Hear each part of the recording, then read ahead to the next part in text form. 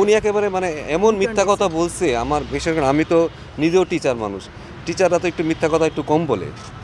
কারণ উনি খাড়ার উপরে এরকম মিথ্যা কথা বলবে এটা আসলে আমি ভাবতেও পারতেছি না। আমার আমার আমি কীভাবে ছেলেদের সামনে আসলে মুখ দেখাবো? ছেলেরা উনি এইভাবে ইউটার্ন নিবে।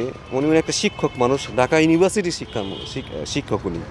মানে একটা আমার দেশের সর্বোচ্চ বিদ্যাপীঠের একজন মানুষ। উনি এইভাবে মিথ্যা কথা বলবে এটা আসলে আমরা আসলে মানতে পারতেছি না। আমার মানাটা আসলে মানে কীভাবে মানবে এটা আসলে আমার বলার মতো না যে উনি কী বলে আসলো আর উনি এসে কীভাবে ইউটার্নটা নিল। দেখুন একটা ছেলে যখন বিশ্বকাপ খেলবে সে তার তার ড্রিম তার এই এই যে ২৭ বছরের ড্রিম সে এখানে নিয়ে আসছে। ড্রিমটা আপনি ১ সেকেন্ডে আপনি নষ্ট করে দেবেন। ঠিক আছে, দেশের সিদ্ধান্ত যদি দেশের কারণে হয়ে থাকে সেটা তারা স্যাক্রিফাইস করবে।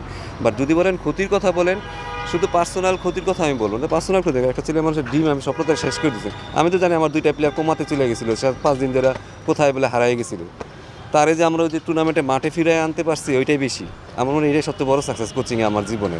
দেশে মাঠে আসছে এসে আবার রান করছে। একটা মানুষ তো অনেক বছর ধরে স্বপ্ন দেখে একটা ওয়ার্ল্ড কাপ খেলবে। ঠিক আছে, শুধু এখানে তো টাকা পয়সা তো একটা ফ্যাক্টর, ওইটা একটা ছোট ফ্যাক্টর। কারো আসলে যে ওয়ার্ল্ড কাপটা সারাটা জীবন স্বপ্ন দেখে আসছে সে একটা ওয়ার্ল্ড কাপ খেলে, সে সাথে আমিও অনেক কিছু স্যাক্রিফাইস করতে রাজি আছি, ছেলেরাও করবে রাজি আছি। বাট আমি কি ছেলেটার উপরে হাতটা বুলাই দিছি,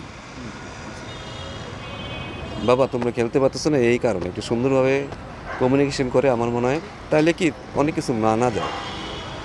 কারণ দিন শেষে তো শুধু আর্থিক বলেন স্টারাজ বলেন অনেক কিছু এখানে ম্যাটার করে।